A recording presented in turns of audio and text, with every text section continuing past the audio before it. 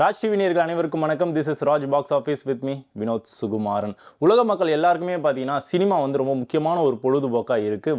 வாரம் பார்த்தீங்கன்னா ஏகப்பட்ட படங்கள் வரிசையாக ரிலீஸ் ஆகிட்டு தான் இருக்குது. கடந்த வாரம் பார்த்தீங்கன்னா நிறைய படங்கள் வந்து ரிலீஸ் ஆகிருந்துச்சு. அதோட கலெக்ஷன்ஸ் ரிப்போர்ட் ரெடியாக இருக்குது. எவ்வளோ கலெக்ஷன்லாம் வந்திருக்கு, இந்த வாரம் என்னென்ன படங்கள்லாம் வந்து ரிலீஸ் ஆகிருக்கு, அடுத்ததான் எந்த படத்துக்கு மக்கள் ஈகராக வெயிட் பண்ணிட்டு இருக்காங்க, இந்த மாதிரி நிறைய அப்டேட் உங்களுக்காக இந்த ஷோவில் காத்துக்கிட்டு இருக்கு. Yes, let's go into the show. This is Raj box office with me Vinod Sukumaran.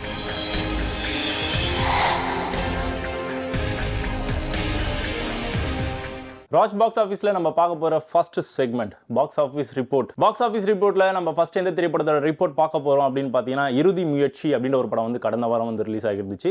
நிறைய லோ பட்ஜெட் கேட்டகரியில் படங்கள் வந்து ரிலீஸ் ஆச்சு. அதில் ஒன் ஆஃப் ஒரு மூவியாக இந்த படமும் வந்து ரிலீஸ் செய்யப்பட்டது. இந்த படத்தோட லீட் கேரக்டர் யார் அப்படின்னு பார்த்தீங்கன்னா ரஞ்சித் சார். இந்த படத்தோட டேரக்ஷன் யார் பண்ணியிருக்கிறது அப்படின்னு பார்த்தீங்கன்னா வெங்கட் ஜனா.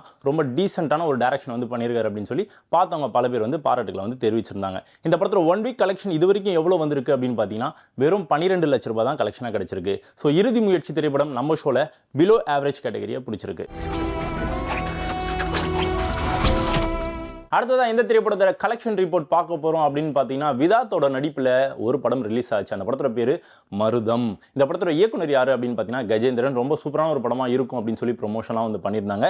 ரியல் லைஃப்பில் நடந்த பல இன்சிடென்ட்லாம் வந்து பேஸ் பண்ணி இந்த படத்தை வந்து உருவாக்கியிருக்கோம் அப்படின்னு சொல்லி ப்ரொமோஷன்லாம் பண்ணியிருந்தாங்க. இந்த படத்தோட பட்ஜெட் எவ்வளோ அப்படின்னு பார்த்தீங்கன்னா 4 கோடி ரூபாய் பட்ஜெட்டில் இந்த படத்தை உருவாக்கியிருந்தாங்க. ப்ரொமோஷன் ரொம்ப ஆவரேஜாக இருந்தது. அதன் காரணமாக வந்து மக்கள்கிட்ட இருந்து கிடைச்ச ரெஸ்பான்ஸ் பார்த்தீங்கன்னா ரொம்ப ஆவரேஜாக இருந்திருக்கு. இது வரைக்கும் இந்த திரைப்படம் 1 வீக்கில் பார்த்தீங்கன்னா எந்த ஒரு கலெக்ஷன்லையும் எந்த ஒரு சேஞ்சஸையும் ஏற்படுத்தலை.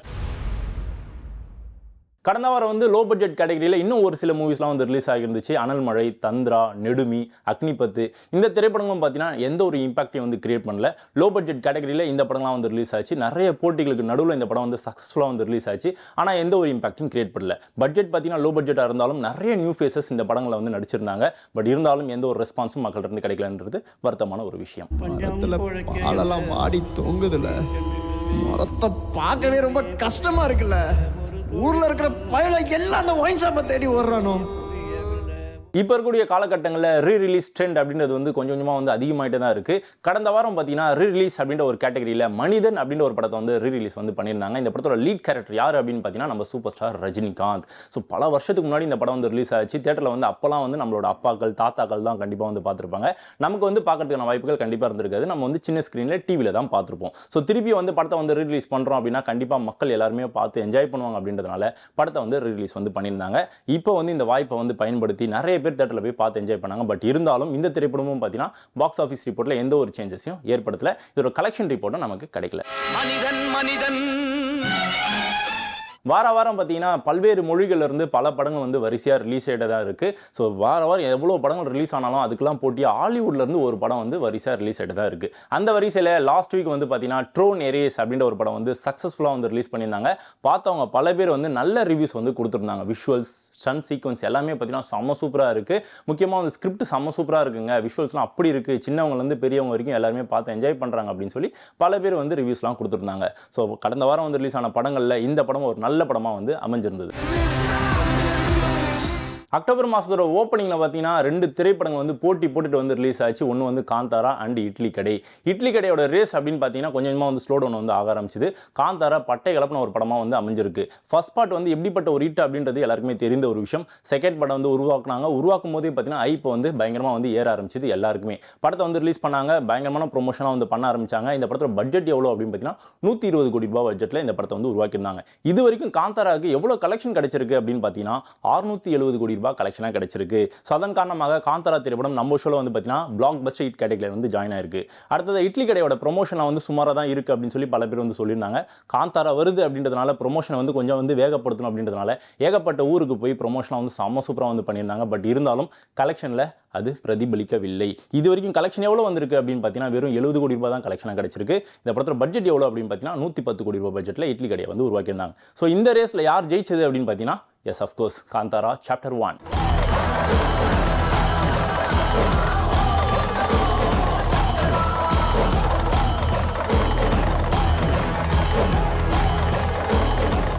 ராஜ் பாக்ஸ் ஆஃபீஸில் நம்ம பார்க்க போகிற செகண்ட் செக்மெண்ட் இந்த வார நியூ என்ட்ரி. இந்த வார நியூ என்ட்ரியில் நம்ம ஃபர்ஸ்ட் எந்த திரைப்படத்தோட இன்ஃபர்மேஷன் பார்க்க போகிறோம் அப்படின்னு பார்த்தீங்கன்னா, கீர்த்தி வாசனோட இயக்கத்தில் டியூட் அப்படின்ற ஒரு படம் வந்து ரிலீஸ் ஆயிருக்கு.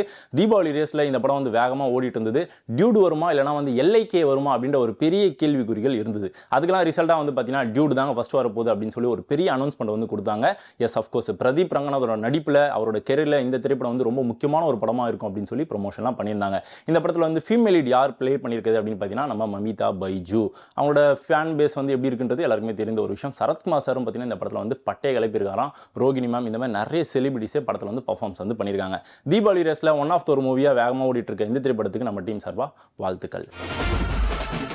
சண்முகம் முத்துசாமி இவரோட இயக்கத்தில் டீசல் அப்படின்ற ஒரு படம் வந்து ரிலீஸ் ஆயிருக்கு. இந்த படம் கிட்டத்தட்ட 5 வருஷத்துக்கு முன்னாடி ஸ்டார்ட் பண்ண ஒரு திரைப்படம். பல கஷ்டங்களை கடந்து ரொம்ப நாள் ஷூட்டிங்க்கு அப்புறமா படத்தை சக்ஸஸ்ஃபுல்லாக வந்து சொன்ன மாதிரி தீபாவளி ரேஸில் வந்து ரிலீஸும் பண்ணிட்டாங்க. அக்டோபர் 17ஆம் தேதி இந்த படம் வந்து நாளை வந்து குறித்து வச்சிருந்தாங்க. சொன்ன மாதிரி படம் வந்து ரிலீஸ் ஆயிருக்கு. இந்த படம் வந்து ஹரிஷ் கல்யாணோட லீடில் வந்து உருவாகி ரிலீஸ் ஆன ஒரு படமாக அமைஞ்சிருக்கு. இந்த படத்தில் ஃபீமேல் லீட் யார், மற்ற கோ ஆக்டர்ஸ்லாம் யாரெல்லாம் நடிச்சிருக்காங்க அப்படின்றது எல்லாருக்குமே தெரிந்த ஒரு விஷயம். ஸோ தீபாவளி ரேஸில் யார் ஜெயிக்க போகிறது அப்படின்றத நம்ம வெயிட் பண்ணி பார்க்கலாம். இப்போதைக்கு இந்த படத்துக்கு வேர்ட் ஆஃப் மவுத் அப்படின்றது ரொம்ப பாசிட்டிவா அமைஞ்சிட்டு இருக்கு. இந்த படத்துல வந்து காளி வெங்கட் சாரும் ரொம்ப முக்கியமான ஒரு கதாபாத்திரத்துல பெர்ஃபார்மன்ஸ் வந்து பண்ணியிருக்காரு.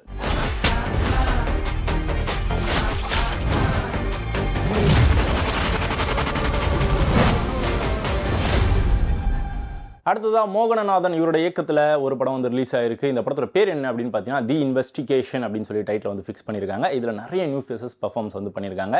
தீபாவளி ரேஸ் அப்படின்றது வந்து சாதாரண ஒரு ரேஸே கிடையாது. உங்கள் எல்லாருக்குமே தெரிஞ்சிருக்கும். பெரிய பெரிய நடிகர்களோட படங்களாக வந்து வரிசையாக ரிலீஸ் ஆகிட்டு தான் இருக்கும். அந்த வரிசையில் இந்த படத்தை வந்து தைரியமாக வந்து ப்ரொமோஷன்லாம் பண்ணி படத்தை சக்ஸஸ்ஃபுல்லாக வந்து ரிலீஸ் பண்ணியிருக்காங்க. ஸோ தீபாவளி ரேஸில் யார் வின் பண்ண போகிறது அப்படின்றதெல்லாம் வெயிட் பண்ணி பார்க்கலாம். இப்போதைக்கு இந்த படத்தோட டீமுக்கு வாழ்த்துக்கள். இந்த படம் வந்து லோ பட்ஜெட் கேட்டகரியில் ஒன் ஆஃப் த ஒரு மூவியாக இந்த வாரம் ரிலீஸ் ஆயிருக்கு. இஷாக் ஹுசைனி இவரோட இயக்கத்தில் பூகம்பம் அப்படின்ற ஒரு படமும் இந்த வாரம் வந்து ரிலீஸ் ஆயிருக்கு. ஸோ வாரம் பார்த்தீங்கன்னா ஏகப்பட்ட படங்கள் வந்து ரிலீஸ் ஆகும். இந்த வாரம் பார்த்தீங்கன்னா ஒரு சில மூவிஸ் மட்டும் தான் வந்து ரிலீஸ் ஆயிருக்கு. பிகாஸ் பெரிய படங்கள் 3 படங்கள் வந்து ரிலீஸ் ஆயிருக்கு அப்படின்றதுனால லோ பட்ஜெட்டில் வந்து ஒரு சில படங்கள் மட்டும் தான் வந்து ரிலீஸ் செய்யப்பட்டிருக்கு. அதில் ஒன் ஆஃப் த ஒரு மூவியாக இந்த படமும் வந்து ரிலீஸ் ஆயிருக்கு. இதுலேயும் வந்து பார்த்தீங்கன்னா நிறைய நியூ ஃபேஸஸ் படத்தில் வந்து பர்ஃபார்மன்ஸ் வந்து பண்ணியிருக்காங்க.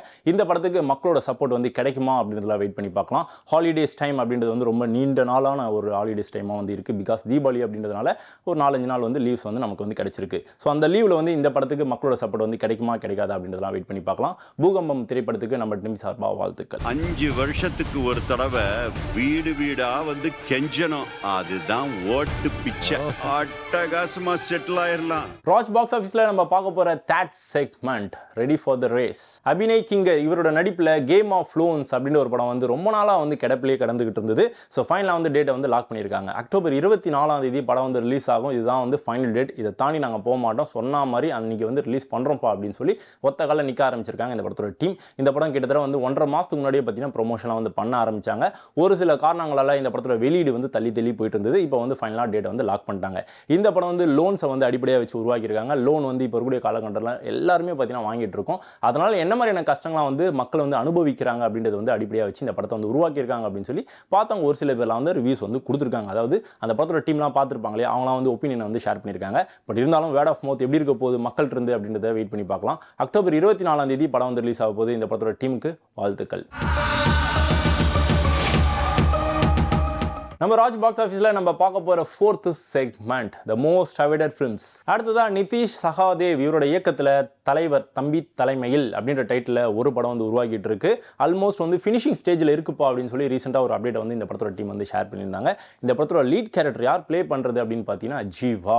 பல வருஷமாக தமிழ் துறையில் வந்து பார்த்தீங்கன்னா நிறைய படங்கள் வந்து தொடர்ந்து வந்து வரிசையாக பண்ணிகிட்டே தான் இருக்காரு. பட் இருந்தாலும் ஒரு பெரிய ஹிட் அப்படின்றது வந்து ரீசெண்ட் டைமில் அவர்கிட்ட வந்து நம்மளால் வந்து பார்க்க முடியல. ஸோ அதெல்லாம் வந்து பிரேக் பண்ணுறதுக்காக இந்த படம் வந்து வந்துகிட்டே இருக்குப்பா. எல்லாருமே தியேட்டரில் போய் பார்த்து என்ஜாய் பண்ணுவீங்க. சும்மா இல்லைங்க, எவ்வளோ படங்கள் வந்தாலும் சரி இந்த படம் வந்து தனித்துவமாக நிற்கும், கண்டிப்பாக ஜெயிச்சு காட்டும் அப்படின்னு சொல்லி இப்பயே வந்து லைட்டாக வந்து வேட்ஸ்லாம் வந்து ஷேர் பண்ண ஆரம்பிச்சிருக்காங்க இந்த படத்தோட டீம்.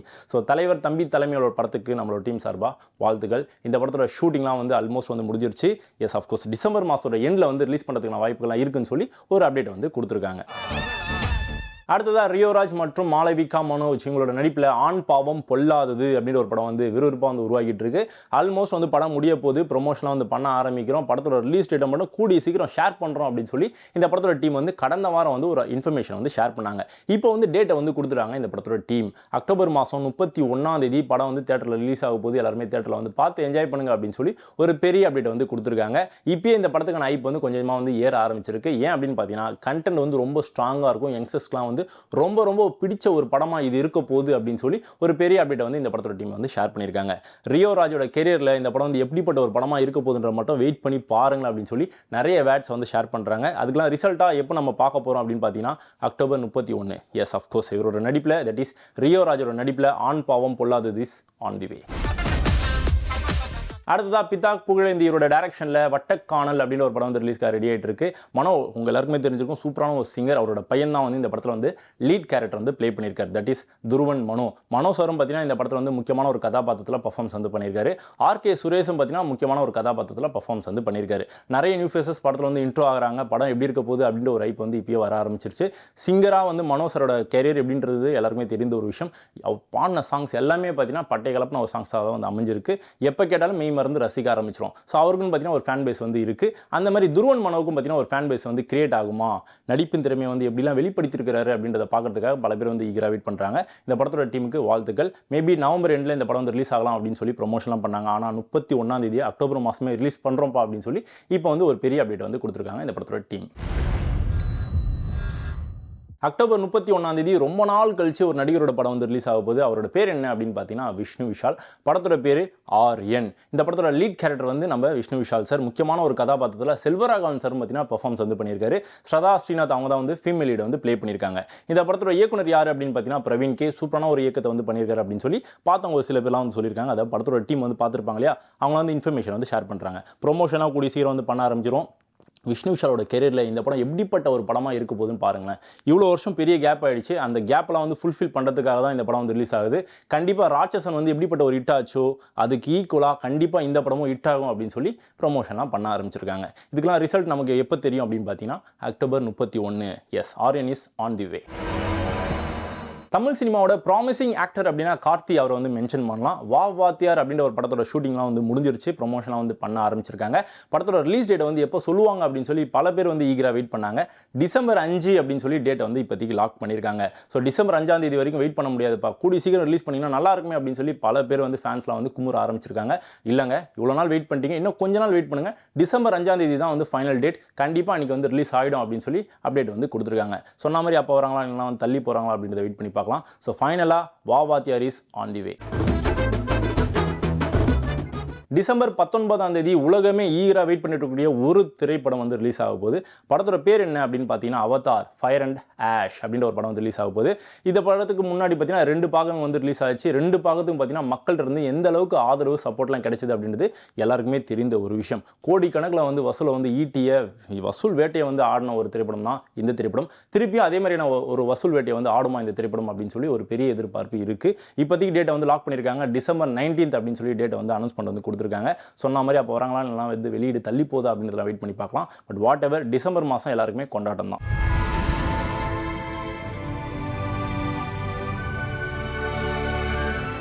அடுத்ததாக மக்கள் எல்லாருமே ஈகராக வெயிட் பண்ணிட்டு இருக்கக்கூடிய ஒரு திரைப்படம் தான் LIK, that is love insurance company. இந்த படத்தோட லீட் கேரக்டர் யார் அப்படின்னு பார்த்தீங்கன்னா உங்கள் எல்லாருக்குமே தெரிஞ்சிருக்கும். நம்மளோட விக்னேஷனோட டைரக்ஷனில் நம்ம பிரதீப் ரங்கநாதோட நடிப்பில் இந்த படம் வந்து உருவாகி இருக்குன்றது எல்லாருக்குமே தெரிந்த ஒரு விஷயம். தீபாவளி ரேஸில் இந்த படம் வந்து ரிலீஸ் ஆகும் அப்படின்னு சொல்லி அனௌன்ஸ் பண்ணலாம் வந்து கொடுத்தாங்க. ஆனால் இல்லைங்க, நாங்கள் கொஞ்சம் வெயிட் பண்ணி வரோம். டியூட் வந்து அவரோட நடிப்பில் வந்து ஒரு படம் வந்து ரிலீஸ் ஆக போகுது. அதனால் அவங்களுக்கு வந்து வழி விட்டு நாங்கள் வந்து பொறுமையாக ரிலீஸ் பண்ணுறோம் அப்படின்னு சொல்லி அனௌன்ஸ் பண்ணி வந்து கொடுத்தாங்க. டேட்டை வந்து லாக் பண்ணியிருக்காங்க. டிசம்பர் மாதத்தோட மிடில் வந்து படத்தை வந்து ரிலீஸ் பண்ணுறதுக்கான ஒர்க்லாம் வந்து போயிட்டு இருக்குன்னு சொல்லி ரீசெண்டாக ஒரு அப்டேட் வந்து கொடுத்துருக்காங்க இந்த படத்தோட டீம். விக்னேஷ் சிவனோட கனவு திரைப்படமான இந்த திரைப்படத்தை அதே டேட்டில் வந்து லாக் பண்ணி ரிலீஸ் பண்ணுறாங்களா இல்லைனா வந்து தள்ளி போகிறாங்களா அப்படின்றத வெயிட் பண்ணி பார்க்கலாம். இப்போதைக்கு டிசம்பரோட மிடில் வந்து ரிலீஸ் பண்ணுறதுக்கான வாய்ப்புகள்லாம் வந்து நிறையவே இருக்குன்னு சொல்லி அனௌன்ஸ் பண்ணலாம், இன்ஃபர்மேஷன்லாம் கிடைச்சிட்டு இருக்கு. ஸோ வெயிட் பண்ணி பார்க்கலாம். சும்மா நெத்தி பொட்டிலிருந்து கால் கட்ட விரல் வரைக்கும் நாச்சு. லைக் கண்டிப்பாக ஷோ பார்த்து என்ஜாய் பண்ணியிருப்பீங்க. இதே மாதிரி சூப்பரான ஒரு எபிசோடில் அடுத்த வாட்டி உங்களை வந்து சந்திக்கிறேன். அதுவரை this is Vinod Sukumaran signing off Raj box office. By.